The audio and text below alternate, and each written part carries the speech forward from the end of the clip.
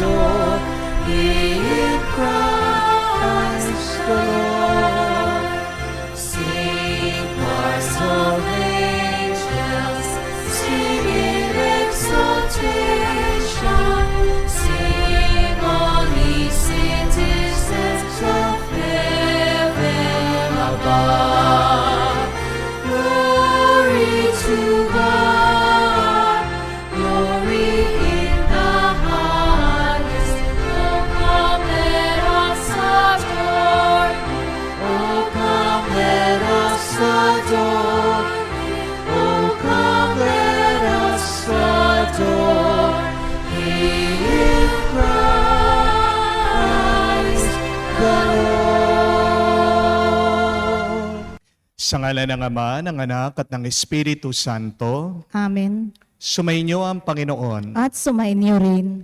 Mga kapatid, sa araw na ito, sa linggong ito, ating pinagdiriwang ang dakilang kapistahan ng pagpapakita ng Panginoon. We celebrate this Sunday, the Epiphany of the Lord. Epiphany, ibig sabihin, ay pagpapakita, manifestation. Alam ko po, marami sa atin ang may iba't ibang hinahanap sa buhay. Meron naghahanap ng kagalingan sa kanilang karamdaman. May naghahanap ng lakas sa gitna ng kanilang kahinaan. May naghahanap din ng pambayad sa kanilang mga utang. May naghahanap din marahil ng love life ng kanilang Prince Charming, ng kanilang beautiful princess. Meron din mga naghahanap ng supling, magbubuo ng kanilang pamilya.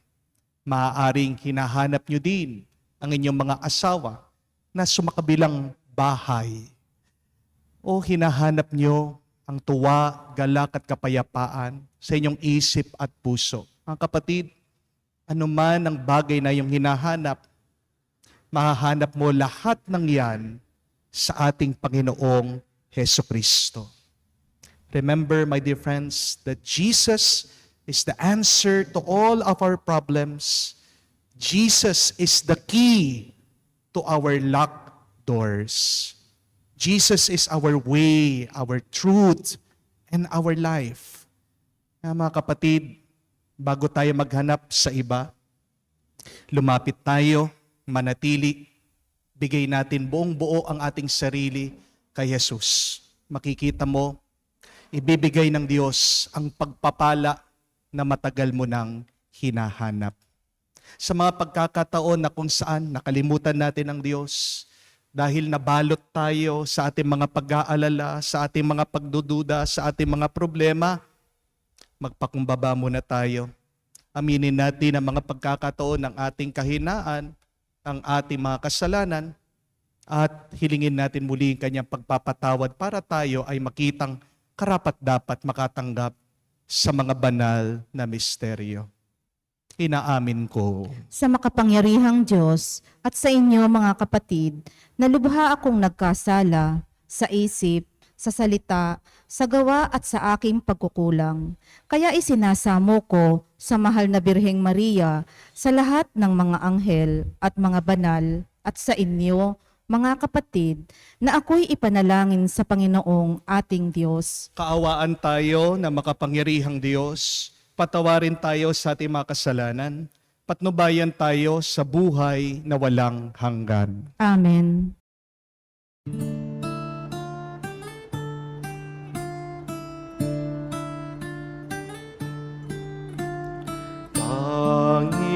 Panginoon, maawa ka. Panginoon,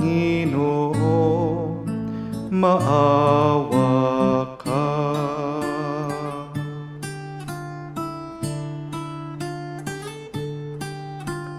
Kristo, maawa ka.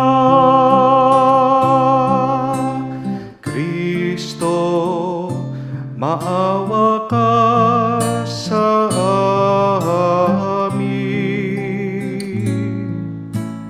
Panginoon, maawa ka. Panginoon, maawa ka.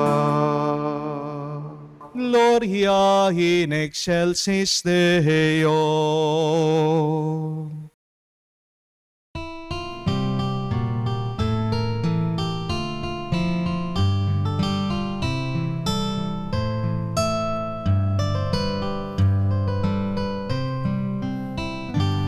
Luwalhati sa Diyos sa kaitaasan, kaloob sa lupa ay kapayapaan. Pinupuri ka at ipinangdarangal, sinasamba ka dahil sa dakila mong kalwalhatian. Panginoon naming Diyos, Hari ng langit, Amang makapangyarihan, Panginoong Jesucristo, bugtong na anak ng Diyos, Kordero ng Ama. Ikaw na nag-aalis ng mga kasalanan ng sanlibutan. Tanggapin mo ang aming kahilingan, ikaw na naluluklok sa kanan ng Ama. Maawa ka sa amin, ikaw lamang ang banal, Panginoong Jesucristo, kasama ng Espiritu, sa luwalhati ng Ama. Amen, Amen, Amen, Amen. Manalangin tayo. Ama naming makapangyarihan, pinahayag mo ang iyong anak sa mga bansang pinatnubayan ng talang maliwanag. Kami mga sumasamba na may pananampalataya ay loobin mong maitaguyod hanggang makaharap sa iyong kadakilaan sa kalangitan. Sa pamamagitan ni Jesucristo, kasama ng Espiritu Santo, magpa sa walang hanggan. Amen. Pagbasa mula sa aklat ni Propeta Isaias. Bumangon ka, Jerusalem, at magliwanag na tulad ng araw. Nililiwanagan ka ng kaningningan ng Panginoon. Mababalot ng dilim ang ibang mga bansa, ngunit ikaw ay liliwanagan ng Panginoon sa pamamagitan ng kanyang kaningningan. Sa ningning ng iyong taglay na liwanag, yaong mga bansa, 10 ng mga hari, lalapit na kusa. Tumingin ka sa paligid at tingnan mo ang nagaganap. Ang mga anak mo'y nagtitipon na upang umuwi. Ang mga lalaki magmumula sa malayo. Ang mga babae, kargang tila mga bata. Ang tanawing ito, kung iyong mamalas, ikaw ay sisigla. Sa iyong damdami, pawang kagalakan, yaong madarama. Pagkat ang yaman niyong karagatay, iyong matatamo, at ang kayamanan ng maraming bansa ay makakamtan mo. Maraming pangkat na nakasakay sa kamelyo ang darating mula sa Madian at Efa. At sa Seba na may darating silang may taglay na mga ginto at kamanyang. Ihahayag ng mga tao ang magandang balita tungkol sa ginawa ng Diyos. Ang salita ng Diyos. Salamat sa Diyos. Poon, maglilingkod sa iyo tanang bansa nitong mundo. Poon maglilingkod sa iyo tanang bansa nitong mundo. Turuan mo yaong haring humatol ng katuwiran. Sa taglay mong katarungan, O Diyos, siya'y bahagian.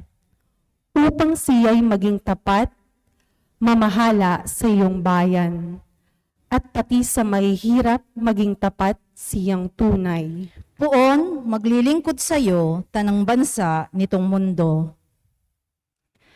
Yaong buhay na matuwid sa kanyang kapanahunan, madama ng bansa niya at umunlad habang buhay.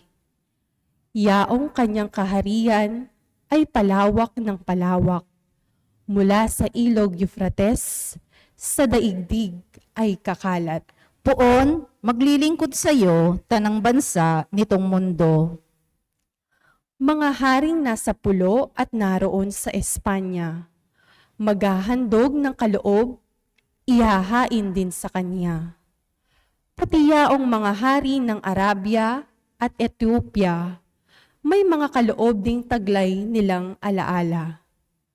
Ang lahat ng mga hari gagalang sa harap niya. Mga bansay magpupurit, maglilingkod sa tuwina. Puon, maglilingkod sa iyo, tanang bansa nitong mundo. Kanya namang ililigtas ang sinumang tumatawag, lalo yaong nalimot ng mga taong mahihirap. Sa ganitong mga tao, siya'y lubhang nahahabag. Sa kanila tumutulong upang sila ay maligtas. Puon, maglilingkod sa iyo, tanang bansa nitong mundo.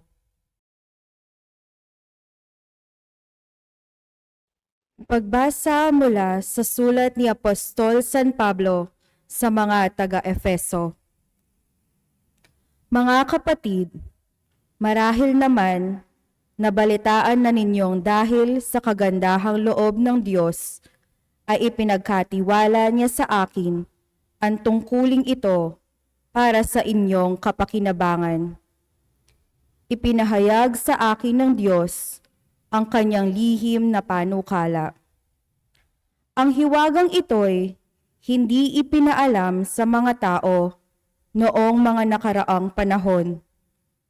Ngunit inihayag ngayon ng Diyos sa pamamagitan ng Espiritu sa kanyang mga banal na apostol at mga propeta. At ito ang lihim. Sa pamamagitan ng mabuting balita, ang mga hentil, tulad din ng mga Hudyo, ay may bahagi sa mga pagpapalang mula sa Diyos. Mga bahagi rin sila ng iisang katawan at kahati sa pangako ng Diyos dahil kay Kristo Jesus. Ang salita ng Diyos. Salamat sa Diyos.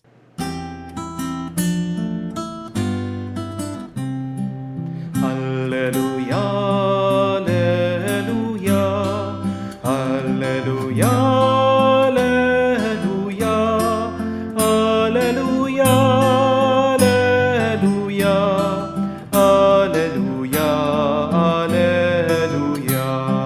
alleluia, alleluia, alleluia, alleluia. Ang talay aming nakita, kaya't kami nagsipunta upang sa puon sumamba. Aleluya, aleluya. Sumainyo ang Panginoon. At sumainyo rin. Ang mabuting balita ng Panginoon ayon kay San Mateo. Papuri sa iyo, Panginoon. Si Jesus ay pinanganak sa Bethlehem ng Judea noong kapanahunan ni Haring Herodes. Dumating naman sa Jerusalem ang ilang pantas mula sa silangan at nagtatanong-tanong doon, nasan ang pinanganak na hari ng mga Hudyo? Nakita namin sa silangan ang kanyang tala at naparito kami upang sambahin siya. Nang mabalitaan nito ni Haring Herodes, siya'y naligalig, gayon din ang buong Jerusalem. Kaya't tinipon niya ang lahat ng mga punong saserdote at mga eskriba ng Israel at tinanong sa kanila kung saan ipapanganak ang Mesiyas.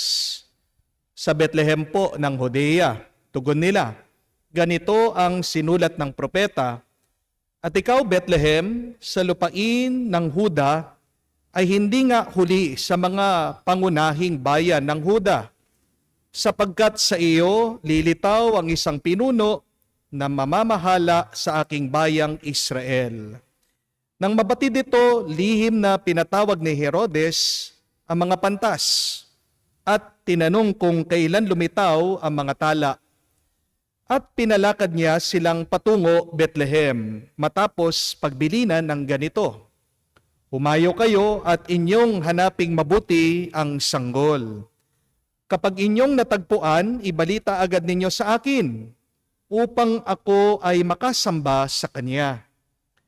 At lumakad nga ang mga pantas. Muli silang pinangunahan ng tala, nakita nila sa silangan, hanggang sa sumapit ito sa tapat ng kinaroroonan ng bata. Gayon na lamang ang galak ng mga pantas na makita ang tala. Pagpasok sa bahay, nakita nila ang bata sa piling ng kanyang ina, si Maria.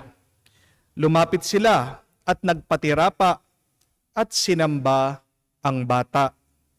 Binuksan nila ang kanilang mga sisidlan at inihandog sa kanya ang mga dalang nilang ginto, kamanyang at mira.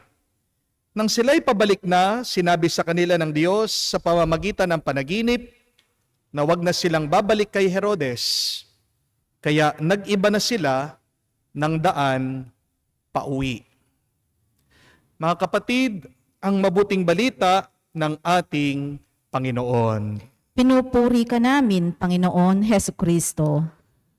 Magandang araw po muli sa inyong lahat and a blessed Sunday po sa inyong lahat. Every gising is a blessing. Kapatid, kayo po ay magalak, kayo ay matuwa.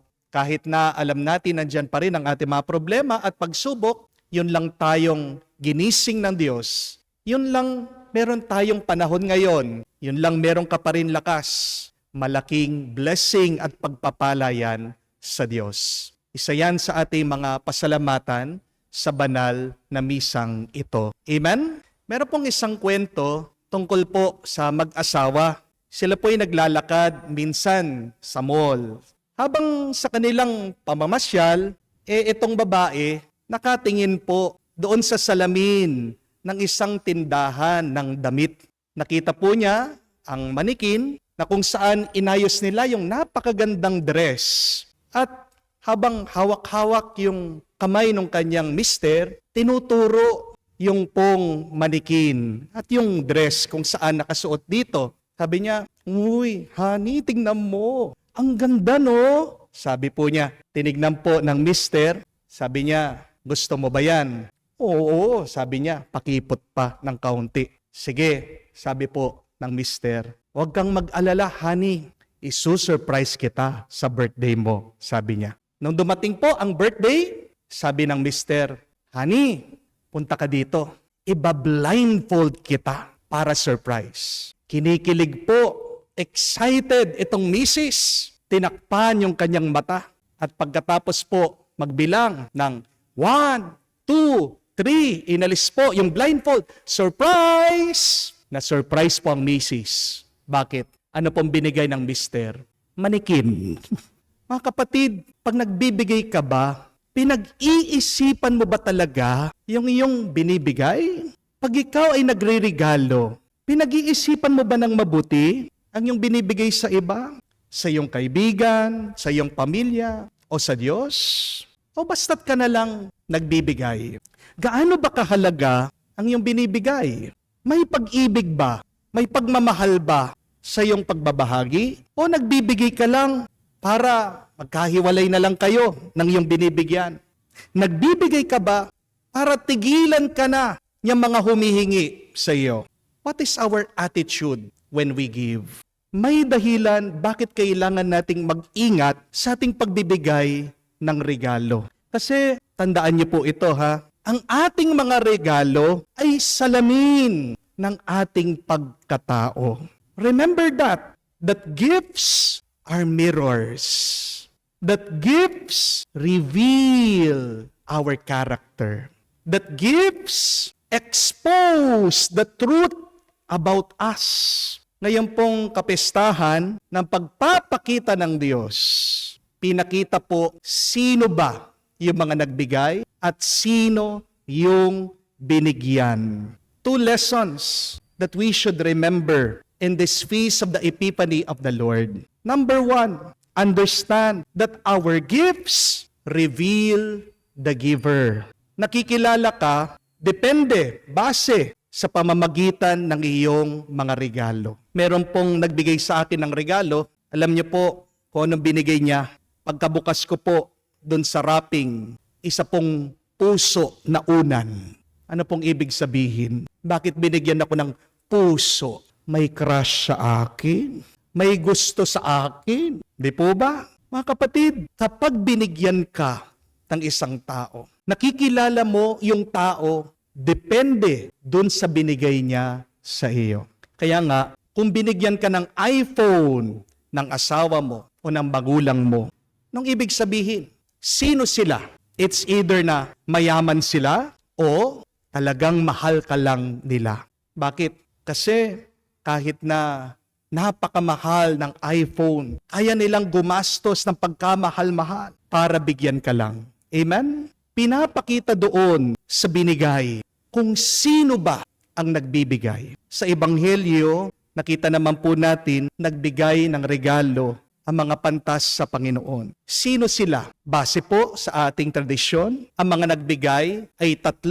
Ang tawag natin sa kanila ay 3 hari. Bakit 3? Dahil 3 ang kanilang regalo. Mira, ginto, at insenso. Bakit alam po natin na sila'y matatalino, mga pantas? Hindi lang dahil yan ang nakasulat sa Ebanghelyo, pero kung titignan niyo po, uunawahin niyo at babasahin niyo, base sa kanilang binigay sa Panginoon, nauunawaan nila sinong kanilang binibigyan. Alam nila ang papel ng ating Panginoon sa istorya ng ating kaligtasan. Ang kanilang mga regalo ay makahulugan. Pinag-isipan nila ng mabuti kung ano ang ibibigay nila sa Diyos. Ang tanong tayo, ano ba ang sinasabi ng ating mga regalo, ng ating mga binibigay tungkol sa atin? Kung gusto mong maging the best sa buhay mo, dapat ibigay mo din ang iyong best. Amen? Kung nagbibigay ka na hindi mo naman talaga pinaghirapan, anong sinasabi nun tungkol sa iyo? Na ikaw ay tamad, na hindi mo binigay ang iyong puso dyan sa iyong binahagi. Amen? Kasi hindi mo mahihiwalay ang iyong pagkatao sa iyong regalo, sa iyong binibigay. Tayo daw po mga Pilipino, mahilig tayong nagbibigay ng mga regalo o pasalubong. Di ba? Kung kayo po ay pupunta sa Baguio, pagka-uwi mo, ano yung pampasalubong mo? Ano yung ibibigay mo? Bibigay ka ng keychain, peanut brittle, walis, o kaya gulay. Di po ba? Kung galing ka sa Manawag, pagka-uwi mo, anong pasalubong mo? Anong dala mo? Siguradong meron kang dalang puto o bagoong o baka tupig. Di po ba? Kung galing ka sa Davao, pagka-uwi mo, anong pasalubong mo? Anong regalo mo? Anong ibibigay mo? Baka siguradong mag-uuwi ka ng suha o ng durian. Pero yan ang nakakapagtaka. Bakit tayo mahilig magbigay ng regalo o ng pasalubong sa iba? Ayon po sa isang anthropologist, ang pagbibigay daw po natin, tayo mga Pilipino, ng regalo o ng pasalubong, ay para sa ating pagbabahagi ng ating sarili sa iba. The gift that we give is part of us. And when we give, we form a connection to those that we give the gift to. Kaya nga po, kung babalikan yung Ebanghelyo, kahit na umalis ang mga pantas, kahit na sila'y lumayo sa ating Panginoong Hesukristo, dahil meron silang iniwan sa Kanya, meron pa ring pagkadugto, meron pa ring koneksyon ang ating Panginoon at ang mga pantas. Ang Diyos na tumanggap sa kanila, siguradong hindi sila makakalimutan dahil sa kanilang binahagi. At kapag hindi ka kinakalimutan ng Diyos, anong ibig sabihin, kapatid? Pinagpapala ka niya, inaalagaan ka niya, ginagabayan ka niya. Amen? Ang tanong, ano ba ang maibabahagi natin sa Diyos? My dear friends, give the Lord everything, most especially your best self, and also give to the Lord even your sins. Pag binigay mo sa Diyos lahat-lahat, ano ang matatanggap mo sa Diyos? Kung hindi, lahat din. Mga kapatid, huwag nyo na pong ititira yung kasalanan sa inyong buhay. Dahil pag natira ang kasalanan, yan ang naninira sa iyo. Yan ang nagbibigay ng bigat sa iyong buhay. Ibigay mo ang lahat sa Diyos dahil ang Diyos ay magiging lahat para sa iyo. Amen? Why give everything to the Lord? Because the Lord has given us everything. But second lesson, our gifts reveal who is the receiver. Nakikilala ang binibigyan dahil sa ating binibigay. Nung po minsan, ako din ay inanyayahan na mag-bless ng bahay. Pagkatapos ko pong binendisyon ang tahanan, kakwentuhan ko po ang mga may bahay, sabi nila, ang pamilya, Father, palagi kami nagsisimba sa iyo. Salamat po. Pagkatapos, may inabot po sila sa akin na regalo. Ito po yung nakabalot ng gift wrap. Pagka-uwi ko, binuksan ko po ang regalo. Nabigla ako. Alam niyo pong binigay sa akin? Deodorant. Napakaraming deodorant. Kaya nga po, inamoy ko sarili ko. Ang baho ko yata. Di ba? Ang regalo na ating tinatanggap ay pagsasalamin kung sino ba tayong nakakatanggap nito. Kaya nga po, mga kapatid, mag-ingat naman po kayo. Pakaisipin nyo, ano ba ang inyong binibigay sa kanila? Dahil dun sa regalang yon ay may mensahe ka tungkol sa kanila. Amen? Kaya nga po, kung bibigyan mo ng singsing na gold at diamond ang iyong minamahal, anong ibig sabihin? Na mahal siya para sa iyo. Ganon kamahal ang taong ito sa iyo. Di po ba? Pero kung yung binigyan mo, biglang ginugel, tinignan sa Lazada o kaya sa Shopee yung singsing na binigay mo, at natuklasan niya, 199 pesos lang pala yung singsing na binigay mo. Yung diamond, puwit lang pala ng baso. Anong ibig sabihin? Anong tingin mo sa kanya? Di ba? Na mura lang siya. Na cheap lang siya. Na wala siyang halaga. Ano bang pinapakita ng mga regalo, ng mga pantas tungkol sa ating Panginoon? Ang ginto po ay simbolo ng pagkahari ni Kristo. Ang insenso, ginagamit po sa pagsamba sa templo, ang tanda ng pagkapari ni Kristo. Ang mira ay ginagamit po sa pag-iimbalsamo ng mga patay. Ibig sabihin, yan ay simbolo ng pagkatao at pagkapropeta ni Kristo. Dahil nung panahon ng ating Panginoong Jesucristo, pinapatay ang mga propeta. Tignan niyo po mga kapatid, ang mga binigay na regalo ay may malalim na kahulugan. Nakilala ang binigyan dahil sa mga binigay sa Kanya. Pero kahit ano pa ang regalo, huwag nating kalimutan na sana mas mahalaga ang dahilan ng ating pagbibigay kesa dun sa ating binibigay. In other words, it is the thought that counts sometimes when we give. What is more important than what we give is the reason why we are giving. Kaya nga po, magandang itanong, bakit ba tayo nagbibigay? It is good to ask, why do I give? Magbibigay ka pa rin ba kahit na may sakit ka? Magbabahagi ka pa rin ba kahit na wala kang pera? Kung nagbibigay ka dahil alam mong may kapalit, ibig sabihin, ikaw ay nagninegosyo, business yan. Pero kung nagbibigay ka na walang kapalit, ang tawag dyan ay pagmamahal at pag-ibig. The question is, do we put in love when we give? Meron pong isang napakagandang kwento tungkol po sa isang batang babae. Malapit na po siyang mag-birthday. At natanong niya sa kanyang tatay, Papa, anong birthday gift mo sa akin? Sabi ng tatay, maghintay ka nak, makikita mo din. Ilang araw po, biglang hinimatay tong batang babae. Sinugod po sa hospital. Very critical po ang condition. Pero nung pinuntahan siya ng kanyang tatay, nakakapagsalita pa ang bata, natanong po ng batang babae, Papa, mabubuhay po ba ako? Habang hinahawakan po ng tatay yung kanyang kamay, sinabihan siya, "Anak, huwag kang mag-alala. Hindi ka mamamatay." At tinanong po ng bata ang kanyang tatay, "Papa, paano mo alam na mabubuhay ako?" At sagot po ng tatay, "Basta't alam ko, magtiwala ka lang, magdasal ka, gagaling ka, bubuti ka, babalik muli ang iyong lakas." Kaya nga po itong bata, ilang araw po ang nakalipas, bumuti siya, nakauwi, lumabas sa hospital. Pagkatating po sa bahay, may nakita pong sulat yung bata, galing po sa tatay niya. Sabi po nitong sulat, "Anak, kung nababasa mo ang sulat na ito, ibig sabihin, okay ka na. Salamat sa Diyos." Natandaan mo nung tinanong mo ako kung ano ang iririgalo ko sa iyo sa birthday mo. Nung panahon na yon, anak, hindi ko alam kung anong ibibigay ko sa iyo. Pero ngayon, nung nagkasakit ka, pinakita ng Diyos ano dapat ang aking ibigay sa iyo. Ang binigay ko sa iyo, anak, ang pinakamagandang regalo ay ang puso ko. Yung po pala, yung bata, kaya nag-collapse dahil may diferensya, may sakit ang kanyang puso. Kinailangan po na magkaroon ng surgery. Kinailangan po ng bagong puso sa kanya. At para mabuhay siya, itong kanyang ama, binigay ang kanyang puso para sa kanyang anak na babae. My dear friends, true love is not selfish. Amen? And the greatest gift that we can give to other people is not material things.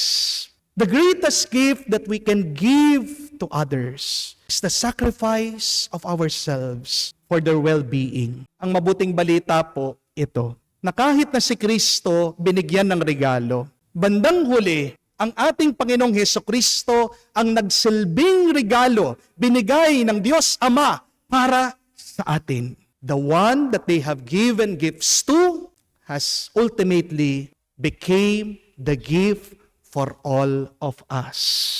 Binigay ni Jesus ang kanyang sarili para tayo po ay maligtas sa kasalanan at sa kamatayan. Binahagi ng Diyos buong-buo ang kanyang sarili para tayo ay maging masaya at maging payapa.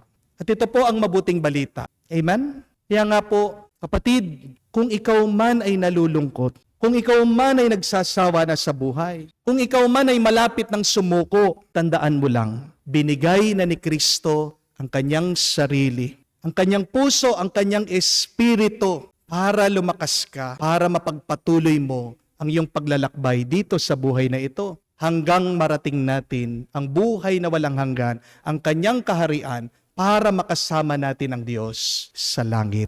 There is this very beautiful saying that goes, "To give love is a gift, but to receive love is a blessing." Ganda po, no? Ulitin ko po. To give love is a gift, but to receive love is a blessing. Ang magbigay ng pagmamahal ay regalo. Pero ang tumatanggap ng pagmamahal ay isang pagpapala. Bakit ka magre-regalo? Kasi nauna ka nang binigyan ng regalo ng Diyos.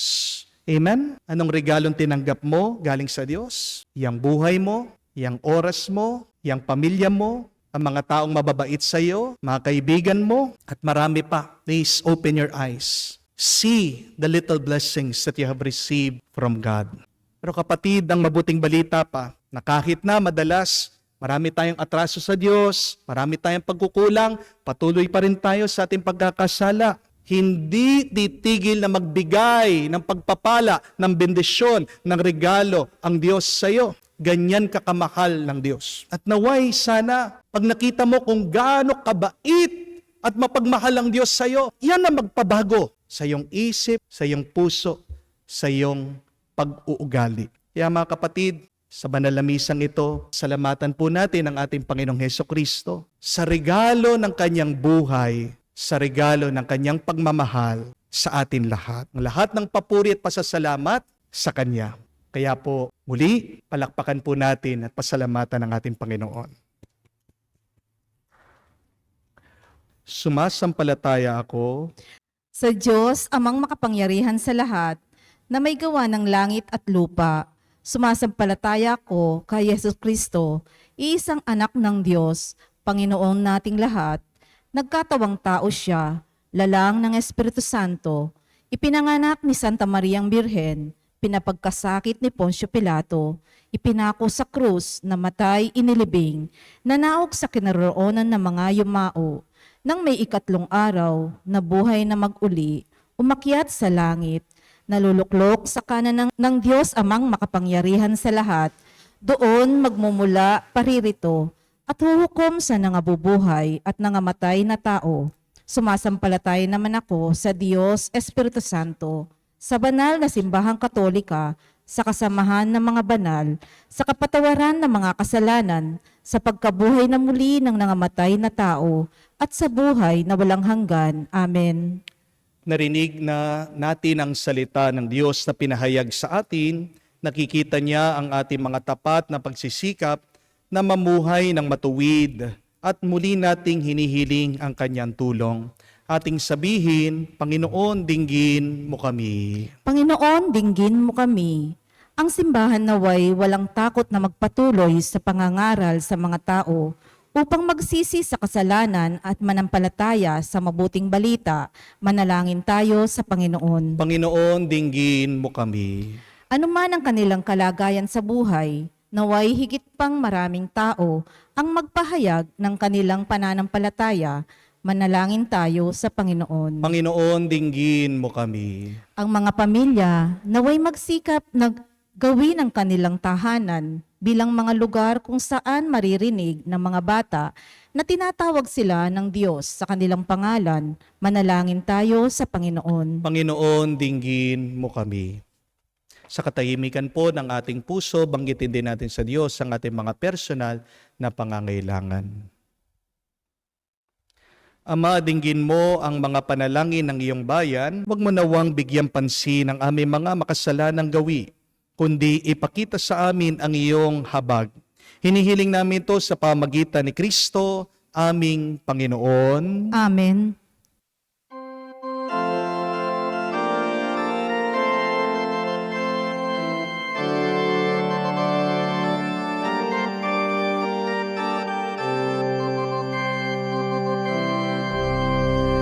Maging tinapay ng aming tuwa, maging alat ng aming saya, maging kanta ng aming galak, maging katawan mo kami, Jesus.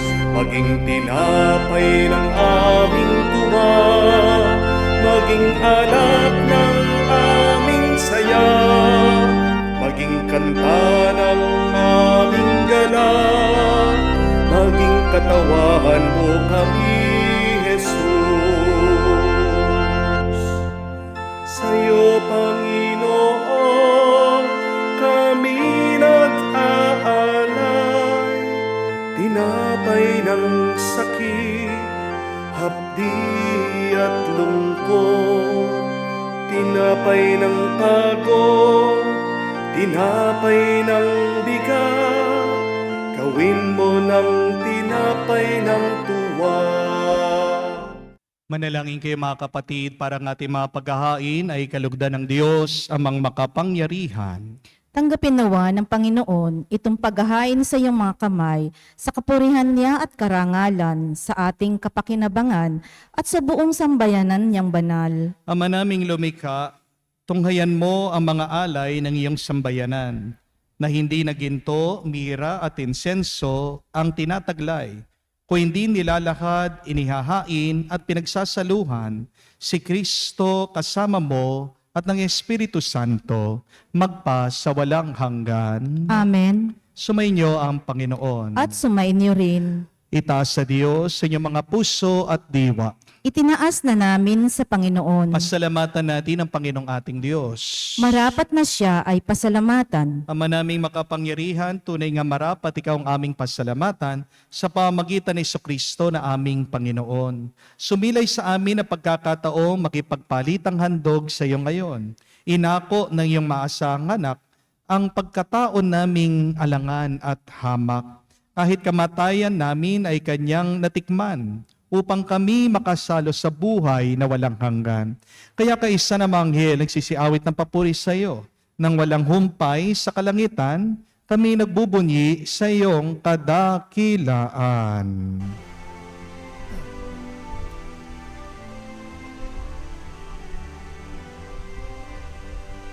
Santo, Santo, Santo, Panginoong Diyos ng mga hukbo, napupuno ang langit at lupa ng kadakilaan mo. Hosana, Hosana, sa kaitaasan, pinagpala ang naparirito sa ngalan ng Panginoon. Hosana, Hosana, sa kaitaasan. Hosana, Hosana, sa kaitaasan.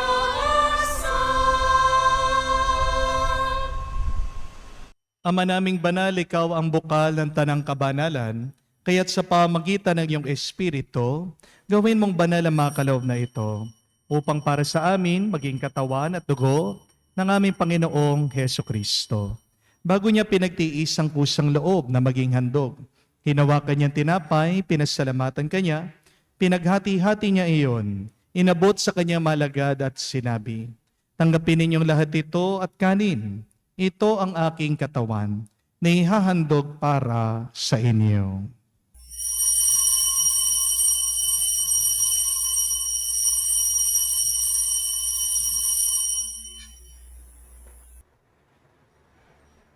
Gayon din naman na matapos ang hapunan, hinawakan niyang kalis, muli kanyang pinasalamatan.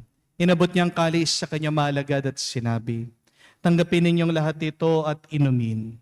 Ito ang kalis ng aking dugo, ng bago at walang hanggan tipan. Ang aking dugo na ibubuhos para sa inyo at para sa lahat, sa ipagpapatawad ng mga kasalanan. Gawin ninyo ito sa pag-alaala sa akin."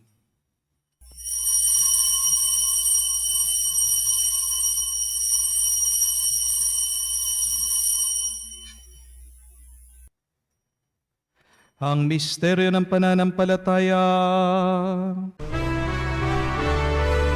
Aming ipinahayag na namatay ang iyong anak, nabuhay bilang Mesiyas at magbabalik sa wakas para mahayag sa lahat.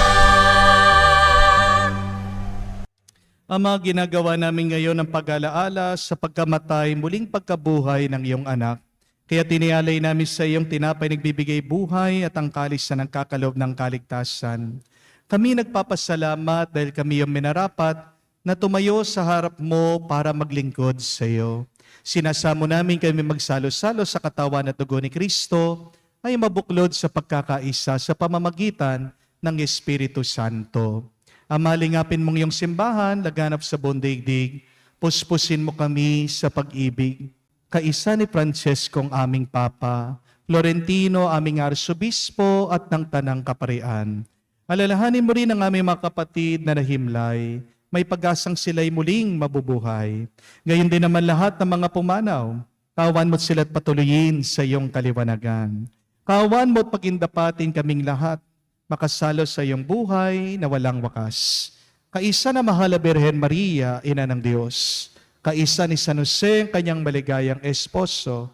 Kaisa ng lahat ng mga apostol at lahat ng mga banal na namuhay dito sa daigdig na kalugod-lugod sa iyo. May pagdiwang nawa namin ang pagpupuri sa ikararangal mo sa pamamagitan ng iyong anak, aming Panginoong Heso Kristo. Sa pamamagitan ni Kristo, kasama niya at sa Kanya, ang lahat ng parangal at papuri ay sa iyo, Diyos Ama, makapangyarihan, kasama na Espiritu Santo, magpasawalang hanggan. Amen, Amen, Amen, Amen,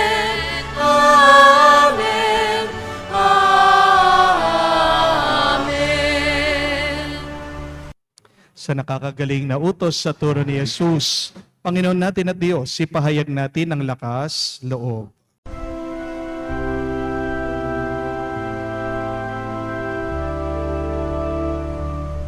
Ama namin, sumasalangit ka, sambahin ang ngalan mo, mapasa amin ang kaharian mo, sundin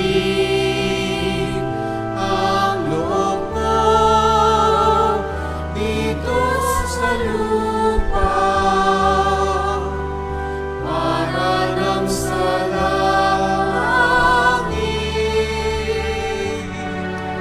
Bigyan mo kami ngayon ng aming kakanin sa araw-araw at patawarin mo kami sa aming mga sala para ng pagpapatawad namin sa nagkakasala sa amin.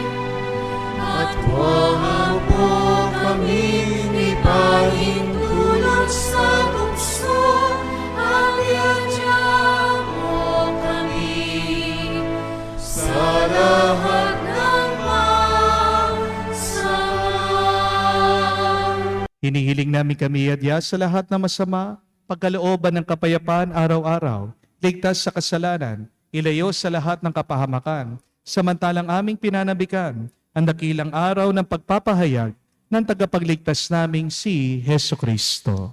Sapagkat iyo ang kaharian at ang kapangyarihan at ang kapurihan magpakailanman. Amen. Panginoong Yesu Kristo, sinabi mo sa mga apostol, kapayapaan ang iniiwan ko sa inyo, ang aking kapayapaan binibigay ko sa inyo.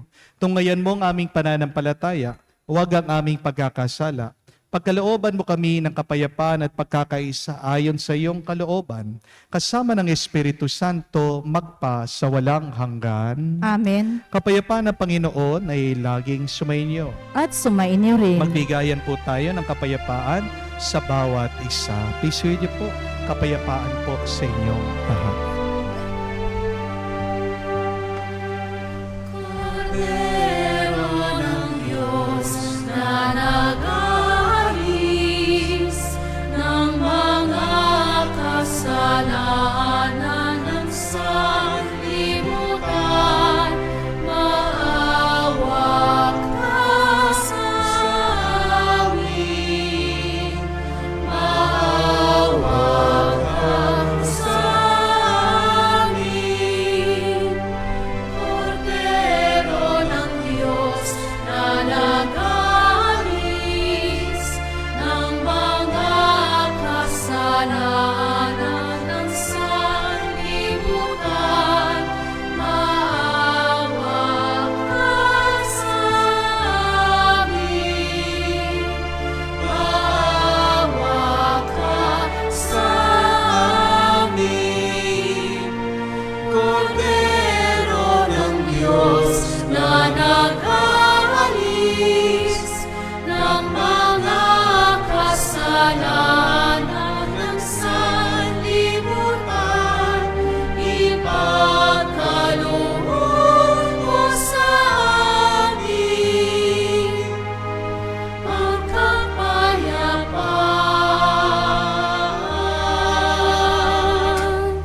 Mga kapatid, naririto ang ating Panginoong Heso Kristo, ang Kordero ng Diyos, siyang nag-alis sa mga kasalanan ng sanlibutan. Mapalad tayong lumalapit sa piging ng Kordero. Panginoon, hindi ako karapat-dapat na magpatuloy sa iyo, ngunit sa isang salita mo lamang ay gagaling na ako.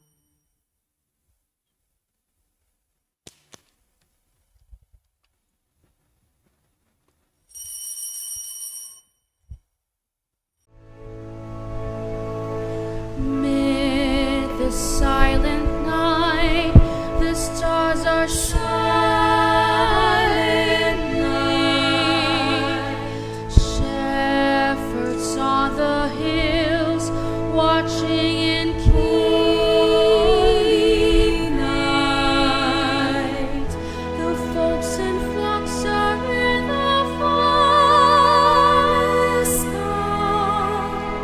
keeping and watching on the path is bright.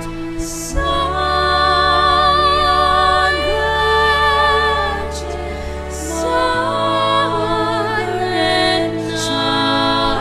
night, holy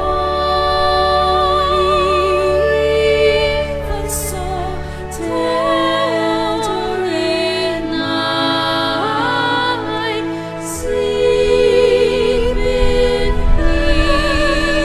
peace, sleep in heaven, sleep in heavenly peace. Lumuhod po tayo para sa panalangin para sa mga may sakit. Panginoong Hesus, lumalapit po kami sa iyo ngayon upang idulog ang kagalingan ng mga may sakit. Haplusin niyo po sila at pagkalooban ng panibagong lakas upang sila ay muling makapaglingkod sa iyo. Patawarin niyo po sana sila sa kanilang mga kasalanan at pagkalooban din ng kagalingang pangkaluluwa. Sa katahimikan po ng ating puso, banggitin natin sa Diyos ang pangalan ng ating mga kapatid na humihiling ng mabilis na kagalingan.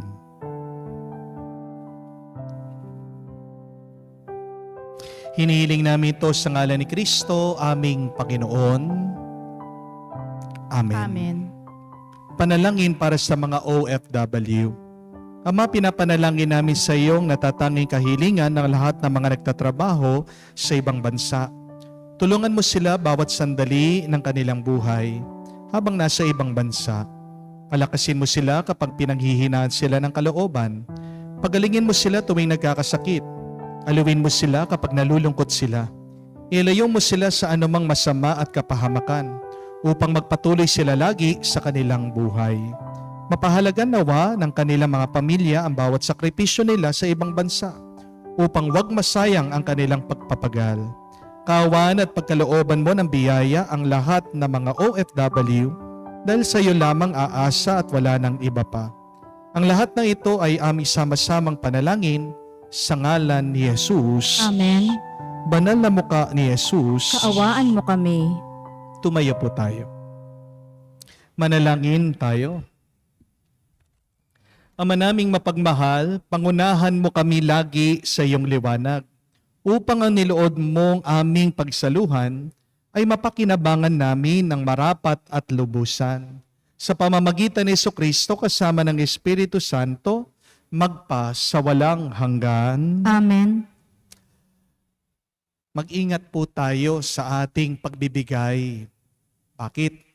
Dahil tayo'y nakikilala base, depende sa ating mga regalo. At meron kang sinasabi tungkol sa binibigay mo diyan sa taong binibigyan mo. Remember that our gifts reveal our characters. Nakikilala ka, depende sa iyong binibigay. Nakikilala kung sino ang iyong binibigyan dahil sa iyong mga regalo. Kaya nga po, mga kapatid, sino ka ba?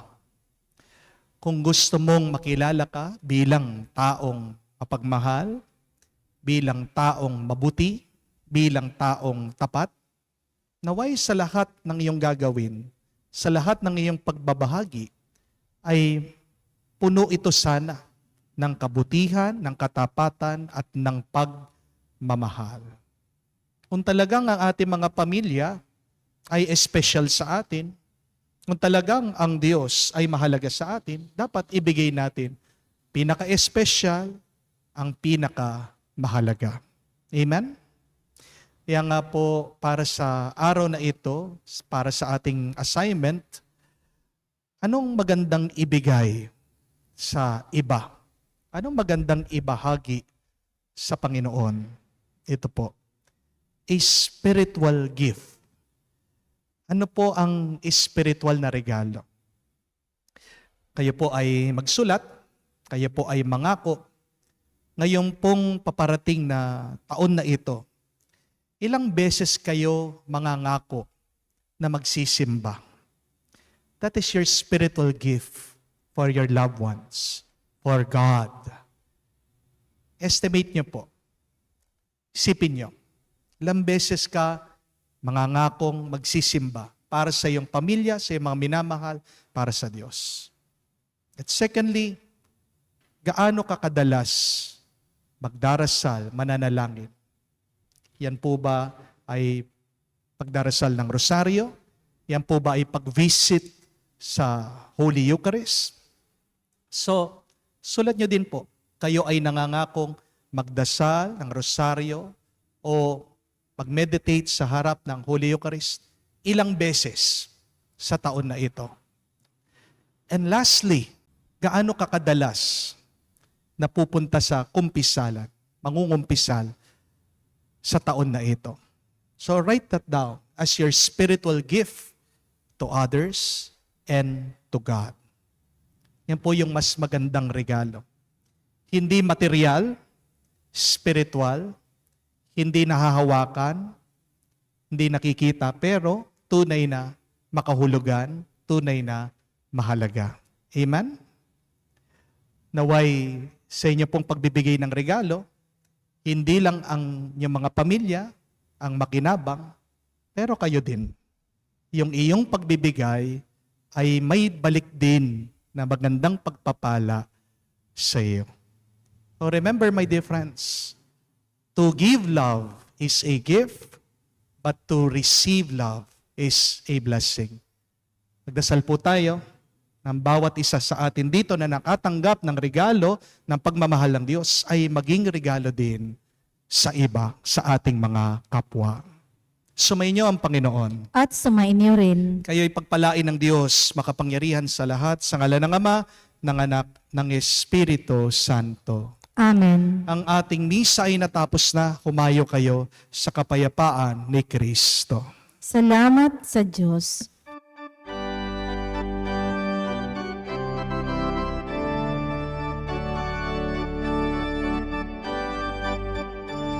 Kayong anak ng Diyos lumundag sa tuwa dahil sinilang na si Jesus. Magsimba na tayo, magpasalamat sa Ama. Salamat po binigay niyo si Jesus. Pastol sa bukirin, nagpastol mga tupa, kanila nagpakita ang anghel ng Diyos. Huwag kayong matatakot, maganda ang balita ko. Ngayong gabi sinilang ng manunubos. Ngayong anak ng Diyos lumundag sa tuwa, dahil sinilang na si Jesus. Magsimba na tayo, magpasalamat sa Ama.